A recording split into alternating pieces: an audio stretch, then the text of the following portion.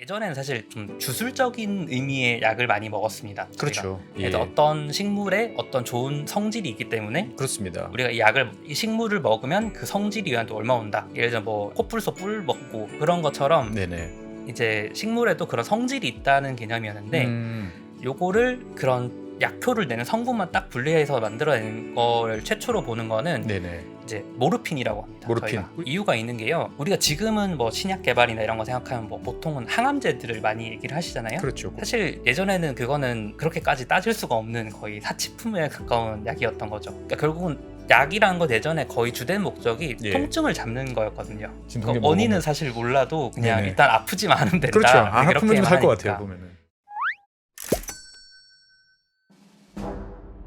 안녕하세요. 지구본연구소의 최준영 인사드립니다. 오늘은 뜨거운 여름을 맞이하여 다들 건강에 이제 신경을 쓰셔야 될 것 같아가지고 제가 여러분들이 좋아하시는 아니 싫어하시는 약과 관련한 이야기를 좀 해보려고 합니다. 근데 뭐 제가 약에 대해서 잘 알지를 못하다 보니까 진료는 의사에게, 약은 약사에게 라는 그 구호처럼 약사님을 모셔서 오늘 한번 이야기를 듣도록 하겠습니다. 제가 소개드릴 분은 박한슬 약사님. 안녕하세요. 네, 안녕하십니까. 예, 약사님 책도 많이 쓰셨죠? 이제 약의 작용 원리를 좀 쉽게 풀어서 쓴 예. 오늘도 약을 먹었으면 책을 제일 먼저 냈었고요. 예.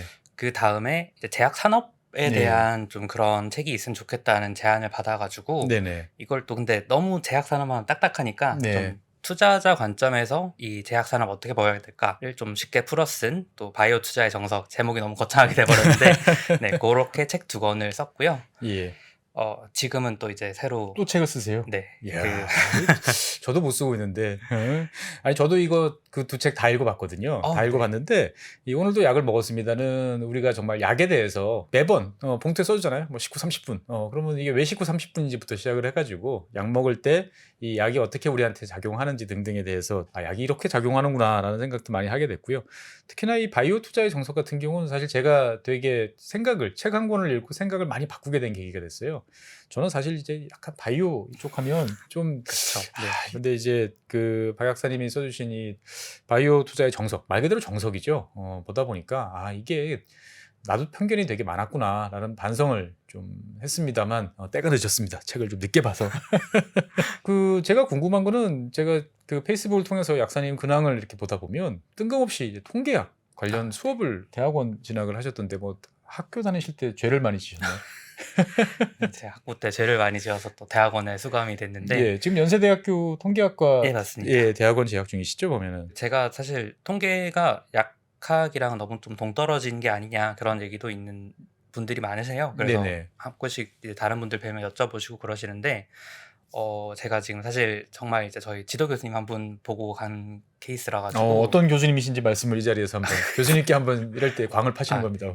저희 그 연세대 응용통계학과의 강승호 교수님이라고 네네. 국내에서 이제 임상시험에서도 통계학이 되게 중요하잖아요. 그래서 네네. 임상시험 통계학 분야에서는 거의 최고 권위자이신 분이셔서 예. 보통은 약대 졸업하고 나면 일반 약국에서 일하는 그렇죠. 경우가 다 개업하시죠, 보면은. 대부분인데 네네. 사실 조금 이제 포화 상태가 되고 있기도 하고 네. 그리고 저는 이제 한국 제약 산업이 좀 더 크게 발전할 가능성이 있다고 생각을 해서 네네. 그렇다면 이제 임상 분야 전문가가 좀 있으면 좋지 않을까. 그러면 이제 박 약사님의 커리어 같은 경우는 이제 개업 약사라기보다는 어떻게 보면은 이제 임상과 관련돼서 실제로 되게 독특한 분야를 전공하시고 네. 싶은 그런 욕구가 많으실 것 같은데, 근데 사실 아까도 말씀드렸다시피 바이오 투자의 정석을 보면서 생각을 많이 이제 바꾸긴 했습니다만, 그 박 약사님이 보시기에 우리나라 이 바이오 제약 산업 앞으로 이제 많이 성장할 가능성이 있다 이렇게 보시는 거죠, 보면. 사실 아까 도입부에도 잠깐 말씀하셨지만 아무래도 투자 쪽에서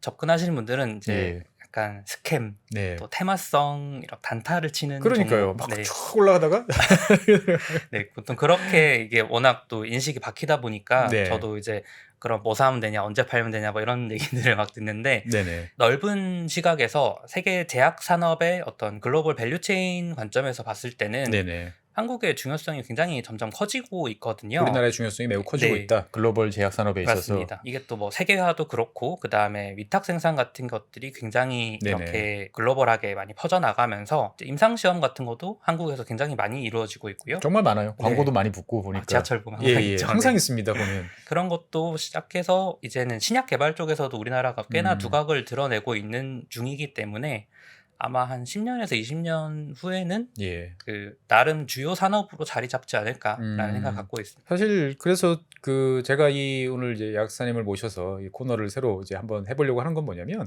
이제 약이라는 거는 결국은 사람이 이제 죽고 아프고 할 때마다 필요한 것들은 이제 약인데 우리가 약이라는 어떤 그러한 관점에서 이 세계가 흘러왔던 어떤 역사 그 다음에 현재 산업 뭐 이런 것들을 한번 들여다보면 보통 우리가 뭐 지정학이라든지 정치, 경제 이렇게 보는 거하고는 또 많이 다를 것 같아서 한번 약으로 보는 세계 이런 이야기를 해보려고 우리 약사님을 이제 모셨습니다. 그러면 이제 약으로 이 이야기를 넘어가야 되는데 사실 이 약 그러면 우리는 맨날 병원 가서 그 그쵸. 이제 처방전 받아서 약국 가면은 거의 컨베이어 벨트 올라간 느낌이에요. 이렇게 가면 이렇게 탁 나오고 설명 듣고 사실 약이라는 거는 우리가 생각했을 때 되게 옛날부터 먹었던 거죠, 그냥. 뭐 우리나라도 한약 같은 것들을 많이들 드시니까 지금도 네네. 네, 그런 거 생각해 보면은 약의 역사 자체는 굉장히 오래됐다고 할 수가 있습니다. 예, 이거 먹으면 나. 그렇죠. 이거 먹으면 뭐 배 아픈 거 멈춰. 네, 그렇죠. 뭐 이랬던 옛날부터. 그런데 이제 이거를 좀 근대적인 의미의 그 예. 지금과 같은 형태의 뭐 알약이 됐든 캡슐이 네네. 됐든 뭐 주사제가 됐든 이런 식으로 예. 그 특정 약효를 되는 성분만 이렇게 딱 분리하는 방식의 약은 그렇게 네. 오래되진 않았습니다. 오래되진 않았다. 네. 그래서 사실 어릴 때부터 제가 저는 이제 72년생인데 어릴 때 이제 알약을 잘 못 먹잖아요. 아, 그쵸. 예. 그러다 보면 예전에는 이렇게 약을 이렇게 부숴가지고 가루약으로. 이렇게 숟가락에다 이렇게 해가지고 이거 먹어 이렇게 해서 물 타서 이렇게 해서 이렇게 주면 네. 그렇게 약이 쓰다. 그쵸. 약이 쓰다. 그래서 제가 알약을 먹기 시작했을 때 너무 좋았던 그런 기억이 나거든요. 근데 약은 왜 쓴 거예요, 도대체? 우리가 왜 단맛을 느낀다든지 쓴맛을 느낀다든지 이런 맛을 인지하게 되는 게 네네. 결국은 인체의 필요 때문에 우리가 그런 방식으로 진화를 하게 된 거에 가깝거든요. 그런데 우리가 쓴맛을 느끼는 거는 보통 네네. 이제 사는 신맛, 그 다음에 염기는 쓴맛 이런 얘기들을 하는데 그렇죠. 식물 안에 그 네. 염기성 성분들이 있습니다. 그거를 알칼로이드라고 알칼로이드. 부르거든요. 예. 그런데 이게 보통은 이제 식물들이 자기 필요에 의해서 만든 거긴 한데 네네. 대부분은 생물한테 유독한 경우가 많습니다. 그래서 예를 들면 소식동물들이 많으니까 이제 네네. 얘네가 뜯어 먹었을 때 우리도 케일 같은 거 너무 쓰면 안 먹지 그렇죠. 않습니까? 예. 네, 그것처럼 참고 꾹꾹 먹습니다. 뭐. 네, 녹즙 이런 것처럼 네, 예. 인간들이 참 독해요. 그러니까요. 그래서 그런 거를 원래는 쓰면 안 먹어야 되지 않습니까? 네네. 네, 그런 식으로 동물한테 생물학적으로 위해를 가하려는 목적으로 원래는 식물이 그런 용도로 만드는 것들인데 네네. 이제 그 중에 우리가 써보니까 뭔가 괜찮더라. 네, 그쵸. 음. 그리고 커피도 사실은 굉장히 쓰고 원래 같으면 먹으면 안 되는 물질 같은데 그렇죠. 굉장히 잘 음용을 하고 있지 않습니까? 신기해요, 사실. 카페인도 우리한테 각성 작용을 나타내지 않습니까? 네네. 그것처럼 이제 다양한 어떤 생리적인 활성을 나타내는 그런 식물 성분들을 우리가 따로 추출해서 분리해서 네네. 사용한 게 약의 근대적 시초라고 할 수가 그렇죠. 있습니다. 근데 이제 그렇게 하다 보니까 이제 주로 이제 쓴맛들이 네, 거기에 그렇죠. 들어가는 요인들이 많다. 알칼로이드니까. 알칼로이드. 그러면 이게 우리가 이제 그 옛날 한약방에 가면 이렇게 구수한 냄새들 나는 그렇죠. 이런 형태가 아니고 거기서 필요한 물질만 이렇게 속속 뽑은 게 이제 근대 제약의 시작이다. 네. 라고 말씀을 하시면 이게 보통 그러면 화학하고 연관이 깊을 것 같은데 이 시작을 그러면은 언제로 봐야 될까요? 우리가 이런 근대 제약 산업의 시작 이런 것들은 아무래도 이거는 독일로 갈 수밖에 없습니다. 독일 네, 사실 조금 연원을 정확하게 딱 끊어서 어디부터다라고 하긴 힘든데요. 네네. 좀 근대적인 의미에서 어떤 우리가 예전에는 사실 좀 주술적인 의미의 약을 많이 먹었습니다. 그렇죠. 그래서 어떤 식물에 어떤 좋은 성질이 있기 때문에 그렇습니다. 우리가 이 식물을 먹으면 그 성질이 우리한테 얼마 온다. 네. 예를 들어 이제 코뿔소 뿔 먹고 그렇죠. 뭐 그런 것처럼 네네.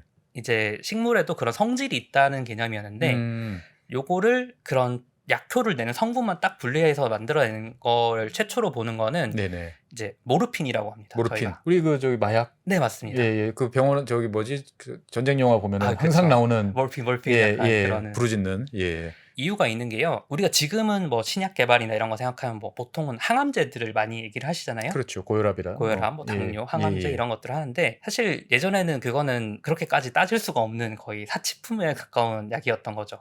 하긴 뭐 그 전에 네. 다양한 요소로 죽는 사람이 원체 많다 네. 보니까. 예. 그래서 제일 많았던 게 감염이고요. 네네. 그 다음에 그게 아니라도 이제 근육통이나 아니면 근육통. 관절 네네. 이런 데서 한 통증. 음, 그러니까 결국은 약이라는 것 예전에 거의 주된 목적이 예. 통증을 잡는 거였거든요. 진통제 그 원인은 먹으면. 사실 몰라도 그냥 네네. 일단 아프지만 않으면 된다. 그렇죠. 안 이렇게 아프면 좀 살 것 같아요 하니까. 보면은. 근데 이런 진통 효과를 내는 성분이 그렇게 많지가 않은데 네네. 그 중에 가장 탁월했던 게 이제 양귀비에서 양귀비. 추출한 네네. 그 아편인 거죠. 아편. 예. 그게 이제 지금의 모르핀. 그렇죠. 예.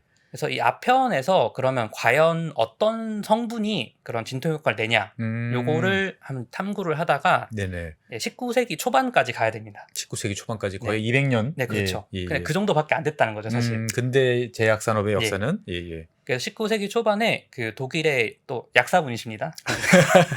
네, 제르테르너라는 분이 계시는데 네네. 그분이 아편에서 처음으로 모르핀을 분리하는 데 성공했습니다. 순수한 형태의 모르핀을. 그래서 이제 이 성분만 먹었더니 이제 진통 효과 나더라. 나더라. 그러면 아편을 통으로 먹을 필요도 없고 훨씬 효율 높게.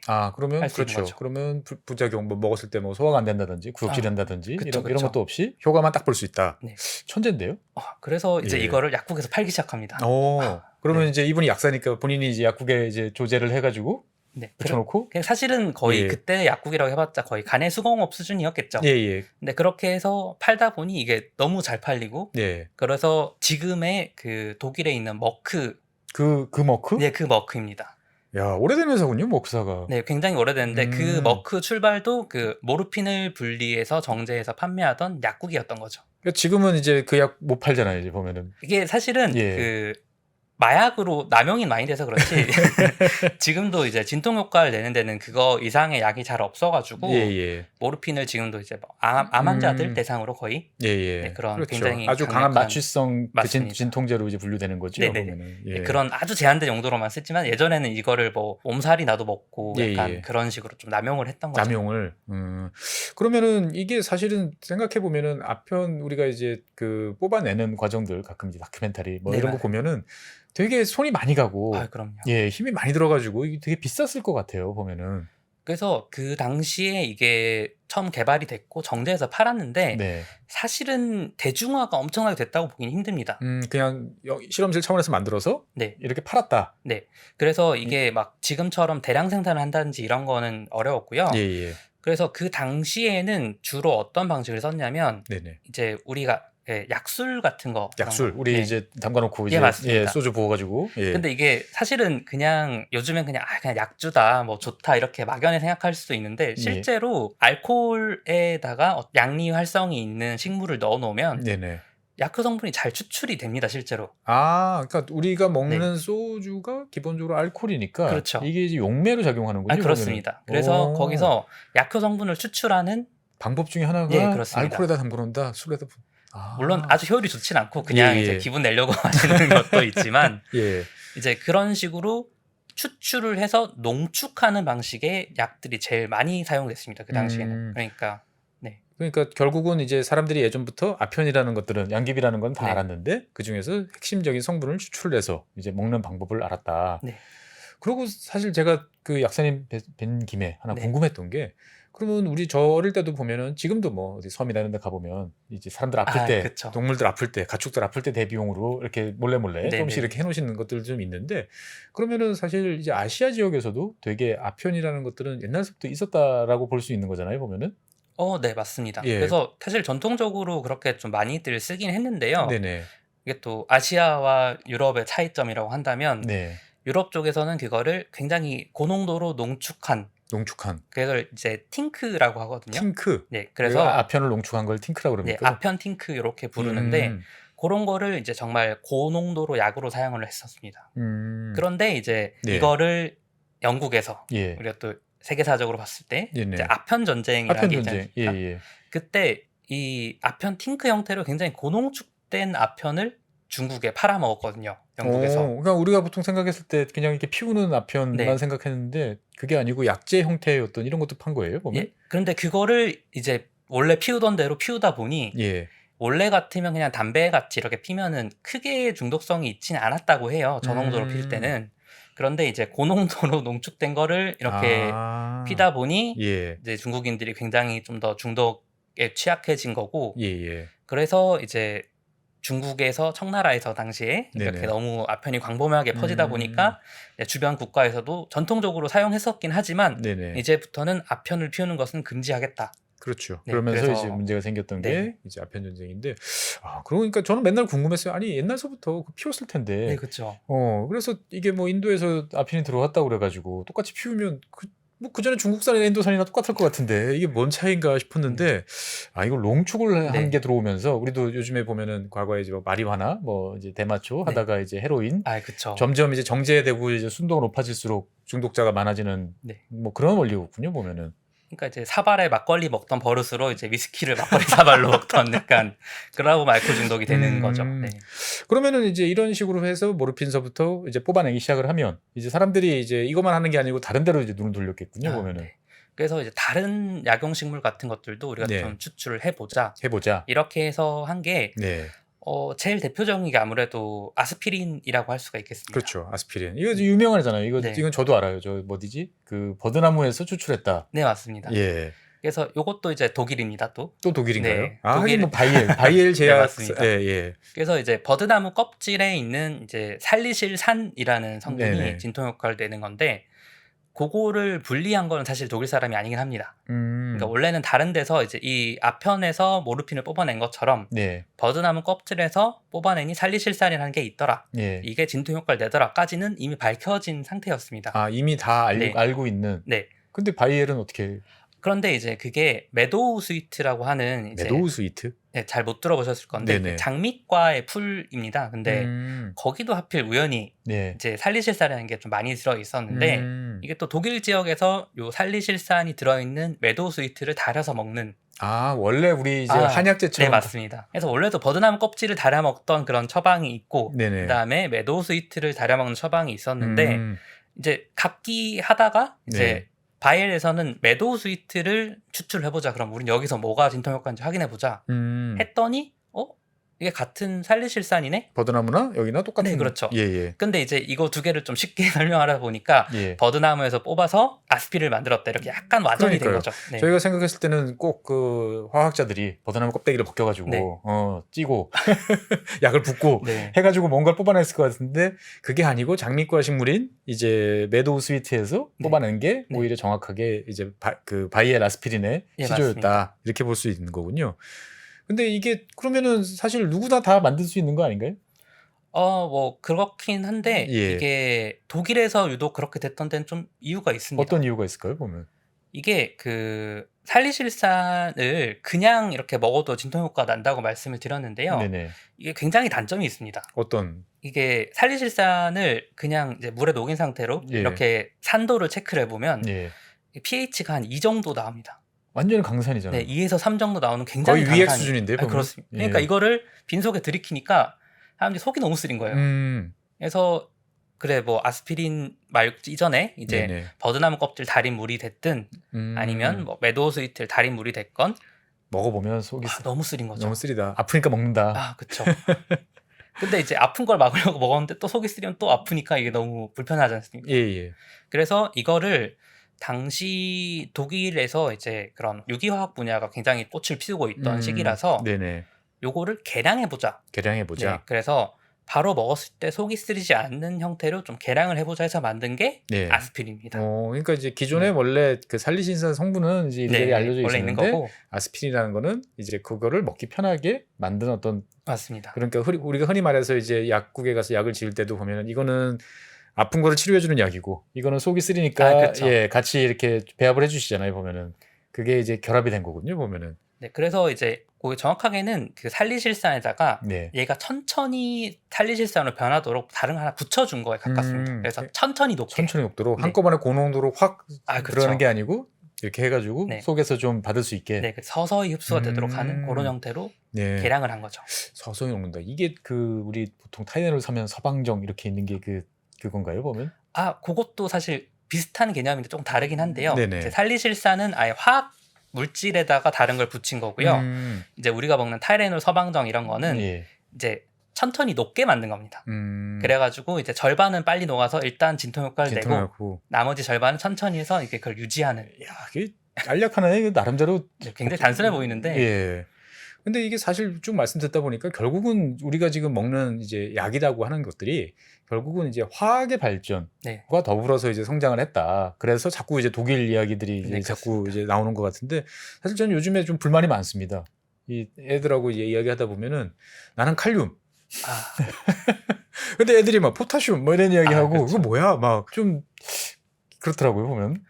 저희는 이제 그래도 같은 용어를 사용하던 세대이긴 한데 네, 나트륨, 예, 칼륨. 그렇죠. 나트륨, 예. 칼륨. 그다음에 뭐 아밀라제 같은 예. 것도 이제는 다 아밀레이스라고. 그러니까 네. 이거 근본이 없어 보여. 왠지 이 독일어 쪽이 더 나은 것 같은데.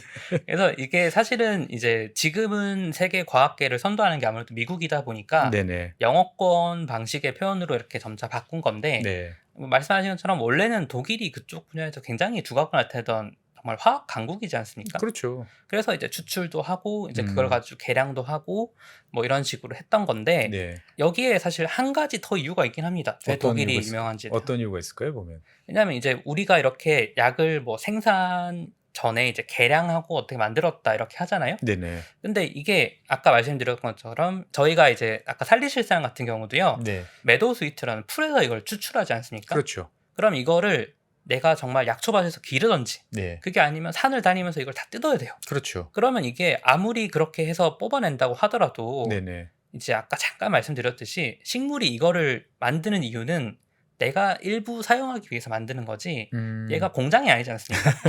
그러니까 얘가 원래 이걸 만들기 위해서 태어난 애가 아니기 때문에 그렇죠. 효율이 떨어질 수밖에 없습니다. 그러니까 캐서 갖고 와서 약을 만드는 거 네. 가지고는 이게 생산량도 안 나오고 그쵸. 여러 가지 문제점이 있을 수밖에 없다.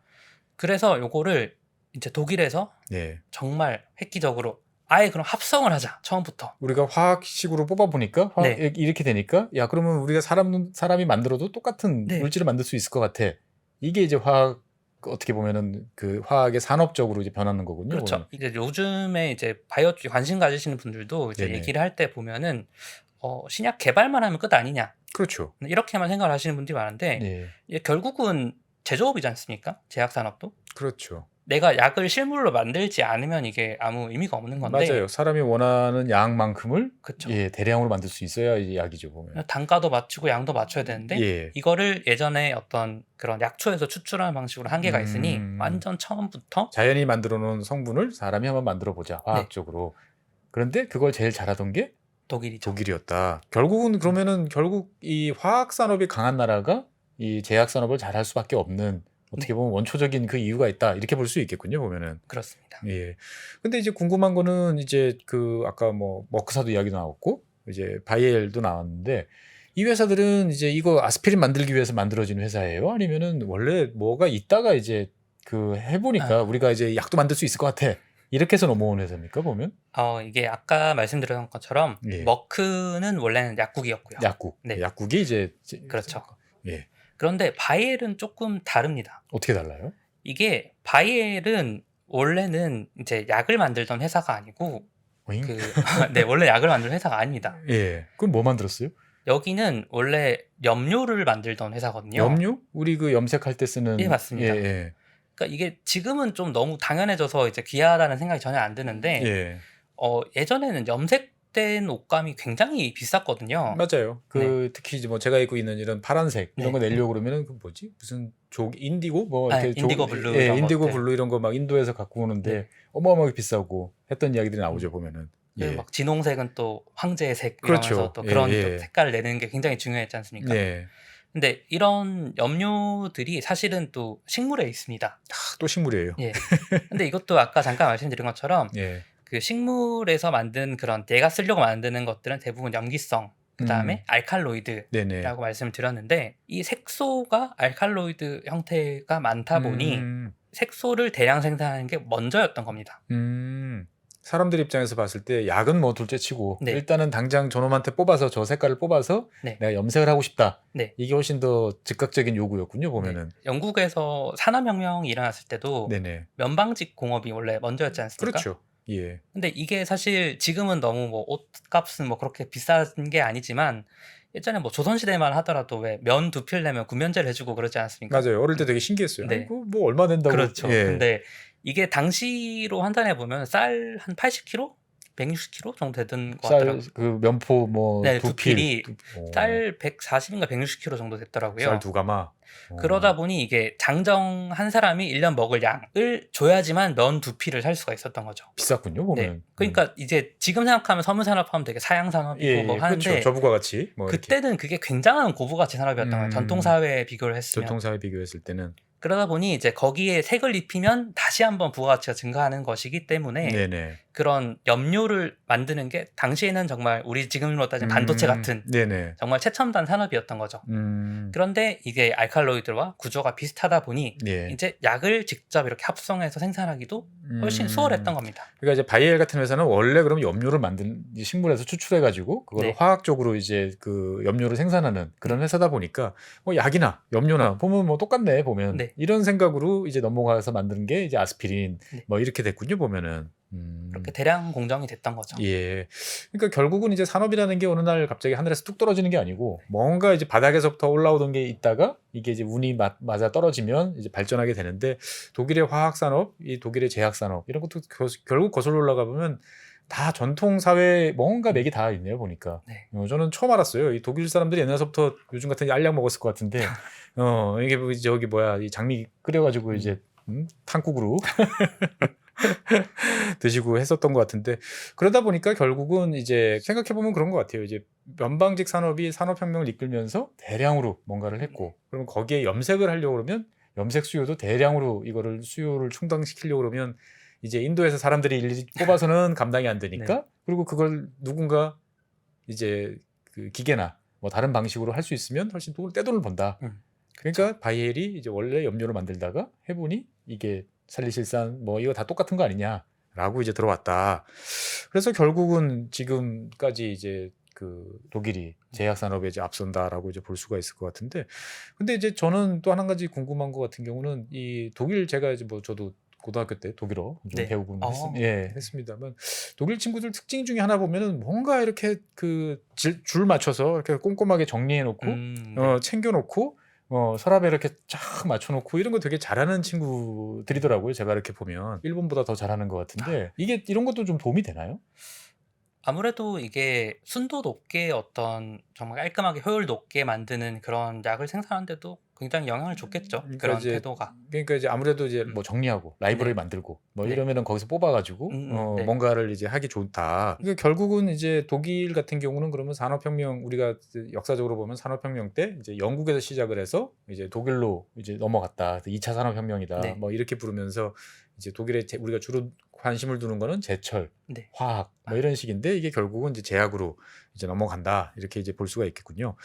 그러면은 우리가 보통 이제 여기서 또 궁금증 하나 해소를 해야 될 것 같은데 네. 이 독일의 이제 제약 산업들이 기라성 같은 회사들이 많지 않습니까? 네. 보면 이게 이제 발전한 게 과거 이제 2차 세계대전 때 이제 인체 뭐 생체 실험하고 이제 관련이 있어서 그런 거 아니냐? 반인류적으로 이 데이터를 뽑아가지고 지금 이제 호의호식하는 거 아니냐? 인류에 대해서 뭐 뭔가 더 크게 공헌해야 되는 거 아니냐? 뭐 이런 이야기들도 있는데 사실입니까? 사실 이제 나치 인체 실험 얘기도 네, 굉장히 사실 자료 살펴보면 정말 끔찍하거든요. 그렇죠. 이게 그냥 인체 실험을 했다 정도로만 아시는 분들이 많으신데 네, 실제로 거기 이제 유대인들을 이제 나치에서 수용소에 모아놓고 했던 실험들이 예를 들어서 뭐 인체 이식 실험 같은 걸 한 적도 있고요. 네네. 그 다음에 이제 몸에다가 무슨 바닷물을 주입하고, 그 다음에 뭐 어떤 독극물을 먹여본다든지, 예, 아니면 사람을 꽁꽁 얼려본다든지, 예. 뭐 이런 정말 극악무도한 짓들을 많이 했거든요. 왜 했을까요? 근데 그거를 이게 약 만들려고? 그때는 이제 어떤 과학적 발전을 위해서 한다고 생각을 했을 것 같아요. 네네. 그냥 단순히 고문을 하려고 하진 않았을 거라고는 믿고 싶은데 저는. 네네. 네. 그런데 이제 이런 게 좀 안타까운 점은 이게 실제로 진짜 비극적인 건 예. 이렇게 해서 얻은 데이터가 그렇게 도움이 되지는 않았다는 겁니다. 그러니까 뭐 데이터를 얻기는 얻었을 텐데. 네. 근데 그 데이터가 실제로 뭐 우리가 제약이라든지 의학 산업을 발전시키는 데는 별로 도움이 되지 않았다. 그러니까 이게 우리가 지금은 이제 신약 개발한다 하면 다들 임상 시험을 진행한다. 이건 그렇죠. 아시지 않습니까? 예, 1상, 2상, 뭐 3상. 네네. 뭐, 예. 그렇게 진행을 하는데 이 임상 시험 개념이 지금은 되게 당연한 것 같지만 예. 그게 제대로 정립된 지도 그렇게 오래되지가 않았습니다. 지금 말씀 쭉 들어보면은 이제 약이라는 것들은 19세기 초반에 이제 독일에서부터 화학 산업에 기반해가지고 쭉 네, 성장을 맞습니다. 이제 해왔는데 지금 이제 그래서 독일이 쭉 성장을 이제 해왔는데 그러면은 지금 이제 이 제약 산업이 제대로 되는 어떻게 발전하게 된 계기가 뭐 인체 실험으로 얻은 데이터가 아니고 그 방금 약사님 말씀하신 것 네. 따르면은 이제 체계적인 조사 방법, 네. 연구 방법 그게 이제 우리가 보통 뭐 삼상이라고 그렇죠. 하는 이제 임상 실험 단계인데 이것도 독일에서 그러면 시작을 한 건가요, 보면? 원래는 네. 이제 약 개발을 어떻게 했냐면 우리가 어떤 성분이 어디에 효과가 있을지를 알 방법이 없었습니다, 예전에는. 그렇죠. 네. 그러다 보니까 전통 의학에서 이제 고문원 이런 데서 네. 이 약초 달인 걸 먹었더니 네. 내가 갑자기 몸이 좋아졌다. 몸이 좋아졌어. 그러면은 통증이 없어졌어. 그렇죠. 예. 그러면 이제 그 약초에서 뭐가 효과가 있는지를 확인하기 위해서 네. 이제 크로마토그래피라는 방법이 있습니다. 어릴 때 기억나요. 보면 네. 이렇게 분필에다가 이렇게 그렇죠. 예. 분필 넣으면 색소가 이렇게 쫙 이거 분리되지 쭉 올라오잖아요. 않습니까? 예, 예. 근데 요게 사실은 그 색소들이 분필에서 움직이는 속도가 달라지기 때문에 이렇게 분리가 되지 않습니까? 예, 예. 그것처럼 약초를 달인 물에서도 여러 성분이 복합적으로 있을 거니까 네. 얘들을 이제 크로마토그래피 방법으로 분리를 하면은 첫 번째 나오는 성분, 두 번째 나오는 성분, 세 번째 나오는 성분 쭉쭉쭉 있을 거잖아요. 그렇죠. 그러면 얘들을 하나씩 그냥 먹여보는 겁니다. 네. 물론 사람한테는 좀 그러니까 예. 동물한테 하는 일단 게 동물한테는 먼저 예. 해본. 근데 예전에는 그것도 없었습니다. 그냥 내가 먹어보고 약간 그 인류 발전을 위해서 예. 그냥 내 속이 좀 쓰려도 네. 예. 그러니까 저는 지금도 약간 보고를 처음 먹을 생각을 했을 사람은 도대체 어떤 분들일까라는 굉장히 궁금증이 있거든요. 그런 거 많죠, 사실. 예. 아무튼 그런 식으로 이제 전통 의학에서 이렇게 분리한 물질들을 네네. 먹는 방식으로 이제 약효를 확인을 하다 보니까 말 그대로 이제 시행착오, 네. 트라이얼 에러 방식으로. 이제 그런 전통 의학 물질에 대한 라이브러리를 구축해서 네. 이제 이 중에서 어떤 새로운 물질이 있으면은 요거를 어떻게 한번 적용해 볼까? 여기에 뭘 붙여서 넣으면 될까? 이런 것들을 하는 방식으로 굉장히 약간 주먹구구식으로 진행이 됐었습니다. 말 그대로 약장사였군요. 예. 그렇지만 이제 예. 이게 지금도 사실 그런 방법이 사용되곤 있지만 이거 훨씬 더 체계적으로 네, 그렇게 하는 방식으로 진행하기 때문에 그런 문제가 없는데 네. 독일에서의 문제점은 뭐냐면 이거를 작용을 할 때 이게 정말로 약효가 있는지를 확인할 방법이 없었다는 겁니다. 이 물질을 먹어서 네. 이 사람이 좋아졌는지, 아픈 네. 게 사라졌는지, 네. 병이 치료됐는지, 네. 흔히 말하는 이제 인과관계를 따질 수가 없었다? 예, 라고 그렇죠. 봐야 되나요, 보면? 그래서 그거를 사실 이론적으로 틀로 딱 정립한 게 네. 영국의 통계학자인 이제 로널드 피셔. 네. 그래서 이 약사님께서 통계학과를 아, 진학을 하셨군요, 보면은. 이게 정말로 그 유전학이나 이쪽이랑 통계학이 접점이 많아가지고 원래 그쪽에서 시작한 건데 네네. 아무튼 다시 그 로널드 피셔가 로널드 피셔. 네네. 1930년대 1930년대. 그때 이제 실험계획법이라는 정말 엄청난 책을 냅니다.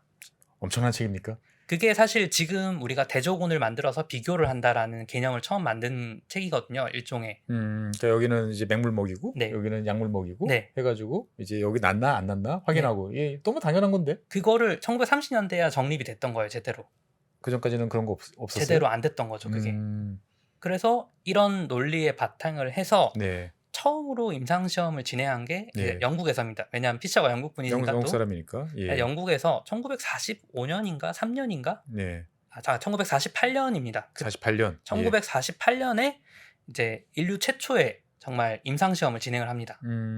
요즘처럼 체계적으로. 예. 그때 이제 뭘 했냐면 예. 이제 결핵 환자들한테 이 항생제를 쓰면은 정말 효과가 있느냐. 그거를 이제 임상시험 굴을 나눠서 여기는 주고 여기는 안 주고 이걸 정말 과학적으로 딱 확인을 한 건데 네네. 이게 1948년이니까 이제 독일에서 그런 나치 독일이 인체 실험을 하던 때는 예. 이 최초의 임상 시험도 시작되기 전인 거죠. 그러니까 뭔가 데이터는 수집했지만 사실 예. 쓸모 없는 데이터만 한다고 임명을 막 그런 식으로 네. 예 했던 거군요, 보면은. 그게 정말 좀 비극적인 일이라고 할 수가 있죠. 그러니까 이제 약사님이 생각하시기에는 이제 우리가 생각하는 제약 산업이라는 게 역사적으로 쭉 봤을 때 보면은 화학 산업의 베이스를 두고 쭉 한번 성장을 이제 하다가 네. 이게 다시 한번 도약을 이루게 된 계기는 이제 방금 말씀하셨던 그 로널드 피셔 교수님의 어떻게 보면 임상 실험이라는 걸 통해서 이제 체계적인 어떤 학문이나 산업 분야로 이제 등장을 맞습니다. 했다. 다시 독일 이야기로 돌아가 보면 어떻든 간에 독일은 이제 뭐 중간에 이제 엉뚱한 삽을 좀 들긴 했습니다만 제약 산업을 계속 육성을 해서 지금도 이제 뭐 바이엘을 비롯한 많은 제약사가 있는 것으로 알고 있는데 독일 제약 산업은 이제 지금 어느 정도 규모라고 봐야 되나요? 이제 제약 산업에서는 보통은 이제 매출 기준으로 이제 매출. 상위 몇 개 제약사 이런 식으로 순위를 매기고 하거든요. 예. 그래서 이제 한 상위 10위 정도 전 네, 세계 전 글로벌 세계 탑 10. 제약사 예. 탑 10으로 했을 때 독일계 제약회사는 이제 바이엘 하나, 독일계 제약회사는 하나. 네, 예. 독일에 실제 위치하고 있는 제약회사는 바이엘 하나뿐인데 네. 또 10위입니다. 하필 말석이죠. 그런 생각보다는 규모가 그래도 좀 작은 편이네요 보면. 그런데 놀라운 거는 이제 미국에 있는 독일계 제약사들이 있습니다. 원래 출발은 독일에서 했다가 이제 예. 미국으로 넘어간 그래서 아까 잠깐 얘기 나왔던 모르핀을 처음 정제해서 팔았던 그 머크사. 머크사. 지금도 독일에 머크사가 있는데요. 예. 이 머크사가 미국에 지사를 세웁니다. 지사를. 그런데 예. 이게 여러 경로를 거쳐서 결국은 네네. 지금의 그 MSD라는 네, 한 번쯤 들어보셨을 건데 예. 그 MSD로 지금 발전을 했고요. 그 다음에 또 독일계 이민자들이 또 예. 히틀러라든지 이런 것들 피해서 가고 독일이 원래 제약 강국이었다 보니까 네네. 그런 사람들이 이민을 가서 세운 회사 중에 제일 네. 유명한 곳이 바로 화이자입니다. 아, 화이자도 원래 출발은 따지고 예. 보면 독일계. 독일계 이민자들이 가서 세운 이제 화학회사가 모테라고 할 수가 있거든요. 예. 그리고 이제 이건 애매한 영역이긴 한데 과거 독일 권역 국가라고 하면은 독일, 오스트리아, 그다음에 스위스 스위스. 정도까지 독일어권 예. 국가라고 할 수가 있지 않습니까? 독일에 쓰는 나라들. 예. 사실은 이제 언어를 같은 걸 쓴다는 게 지식 전달이나 아니면 어떤 학술적이나 산업적 교류가 굉장히 쉬워지는 그렇죠. 그런 게 있다 보니까 이 스위스 제약사는 또 굉장히 강합니다. 그렇죠. 네, 그래서 이제 로슈, 로슈. 그다음에 노바티스. 아, 스위스 회사예요? 예, 노바티스도 스위스 회사입니다. 저는 미국 회사인 줄 알고 있었어요. 그래서 이런 회사들도 이제 범독일계라고 본다면 따지고 보면 다 독일 네. 영역 바운더리라 보면 그럼 세계 10위권 제약사 중에서 예. 5개가 독일계에서 유래했거나 독일의 전제 소재가 있는 그런 회사들인 거죠. 그러니까 결국은 그 역사적 짬밥이 이제 어디 안 네. 간다 이렇게 볼 수 있겠군요 보면은. 또 경로 의존서라는 게 정말 무서운 거기 때문에 거기서 나와서 발전시키고 네. 또 새롭게 가고 뭐 일부는 이제 미국으로 넘어가서 또 새로운 형태로 네, 변하긴 그렇죠. 했습니다만 뿌리를 거슬러 올라가 보면 다 결국 독일에서. 전 세계 탑 10 중에 한 5개 회사는 그 독일계다. 네. 독일에서 연원을 두고 있다. 이렇게 이제 쭉 정리를 할 수 있을 것 같습니다.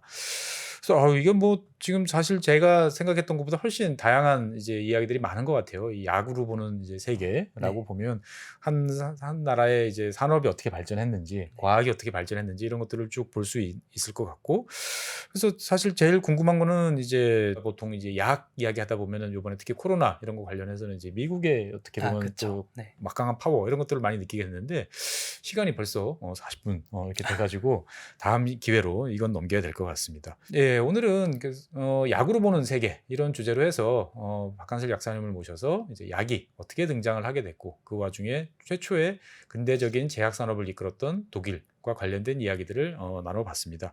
생각해보면 참 저희도 매일 거의 뭐 많은 분들이 약을 챙겨 드시는데 이 약이 도대체 어떻게 왔고 이 약을 둘러싼 각국의 경쟁 그다음에 변화 이런 것들이 어떻게 됐는지 이야기를 들어보면 여러 가지 재밌는 사항들이 많을 것 같습니다. 다음 시간에는 미국과 관련된 이야기로 계속 여러분들을 찾아뵙도록 하겠습니다. 오늘 나와주셔서 대단히 감사하고요. 시청해주신 여러분 대단히 감사합니다. 네. 안녕하세요, 최준영입니다. 많은 분들께서 지구본 연구소에 보내주시는 사랑 항상 감사하고 고맙게 받고 있습니다. 여러분들께서 좋아해 주시는 만큼 저도 즐거워야 되는데 사실 제 마음속에는 항상 고민이 하나 있었습니다. 단순한 지식이 아니고 어떻게 하면 지혜를 잘 쌓는 방법을 여러분들과 함께 할 수 있을까, 이런 고민 끝에 부족하지만 제 나름의 해답을 위즈덤 칼리지에 담았습니다. 개별적 지식을 하나 둘씩 연결해서 지혜를 축적해가는 시간, 조금이라도 더 많은 분들과 나누고 싶습니다. 꼭 함께 해주세요. 감사합니다.